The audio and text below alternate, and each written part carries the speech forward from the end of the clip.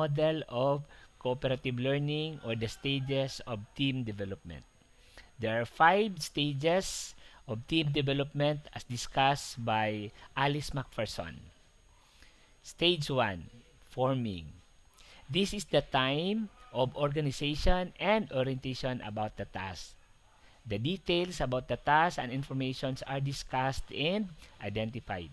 So this is the time when the instructor assigns the students to the different learning groups and at the same time provides materials to be covered or discussed. At this stage, the members of the learning group answer the following questions.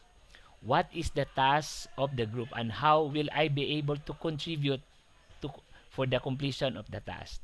And what kind of behavior is acceptable in this group and how am I to behave? So at this stage of the development, individual members of the learning group are not yet clear on what they are supposed to be doing or achieving, no? Since the members of the group are still new, so its mission is not yet owned by the group, and the group have yet established, no, still in the process of clarifying where the group is going. And since this is probably the first time for the group to meet, no, it is expected that they have not established trust among the members of the group, and the norms, no, of the team are not yet established. At this stage also, the members of the group are still checking out each other and have not yet committed to the team. That's forming. Stage 2, storming. At this stage, after the initial meeting, the group have triggered or created some emotions. The demands of the task will trigger part of this response, and the more the difficult the task appears in relation to individuals' self-perceived abilities, the greater the potential for a storm. So that is why they label this stage as the storming stage. This is the time when the group begins to discover, no, the other members of the group, and as a result, okay, conflict can arise. So at this stage, the members of the group try to answer the questions. Am I emotionally ready to deal with the task?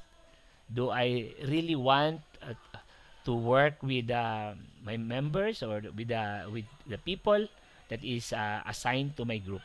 And roles and responsibilities are articulated or clarified, and problem solving does not work well. So at this stage, no, since this is the beginning, no, more or less they have probably met for the second or third time. They have not yet established again, no, good relationship among the members of the learning group. At the same time, there is no clear flow of communication. And at this stage also, it's possible that members of the team, no, try to modify the mission, okay, and of the team, no, and trying out new or different ideas. As a result also, splinter groups, no, can form as a result of the discovered differences, no.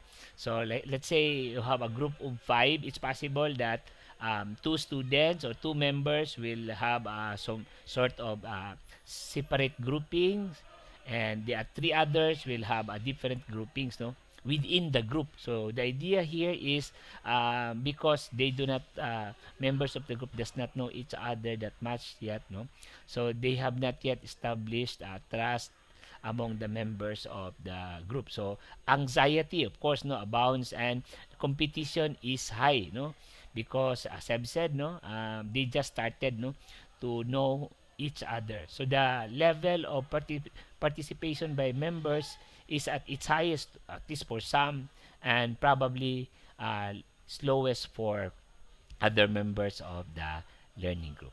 So that's storming. Stage 3 is norming. So at this stage, the group has started to develop some kind or type of communication, and probably have started already a kind of procedure as to how to go about doing the activity, no, the completion of the task. So at this stage also, the information is being exchanged and ideas and opinions are already shared, no. At this stage, the focus of the group is on the task, no, and members answer the questions, what do I have that will help, no, the group, no, accomplish the task, and how can I help, no, as an individual member of the group, no, how can I help contribute to the completion of the assigned task. That's norming, no. So at this stage also, the team members, no, will discover, no, the resources, no, the different resources that they can use to complete the task, no, and they at this stage also they begin to appreciate, no, and trust the other members of the group. And okay, very important, no, the hidden agenda becomes open and clear to the individual members, no, and of course they start to work already, no, as a team or as a group. Okay, that's norming. And now we go to the fourth stage, which is performing. So everyone is already focused, no, at this stage or of the cooperative learning, no.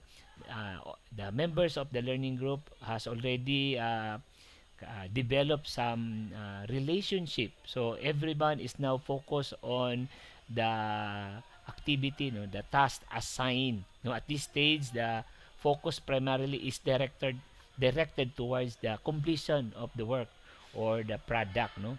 So at this stage, no, the members of the learning group will answer the questions. How do I, what do I have that will help us or the group accomplish the task, and how can I help contribute to group unity, no. So at this time, no, because the learning group members have already established procedures and even communication, no, so team members have already an idea as to how to go about completing the task, no. So at this stage, instead of the I orientation, okay, the group have already established, no, the we identification or orientation. So now they are not just working individually or competing against each other, but they are working as a team. Okay, so now they have focusing, no, on completing the task, okay, given. And finally, the last stage, adjourning. Okay, adjourning is also like a processing in the elements or characteristics of cooperative learning. This is the time where the group already have completed, no, the task, and they start to wrap up and of course evaluate the performance of the group, no. At this stage, they ask the question, what went well, okay, and at the same time they reflect on their experience and hopefully, no, learn from that experience so that when they go to the next, for example, group, so they can actually bring that experience, no, to the other group and hopefully become better, no, especially when they start grouping again for another activity. So that's the last stage, no, adjourning.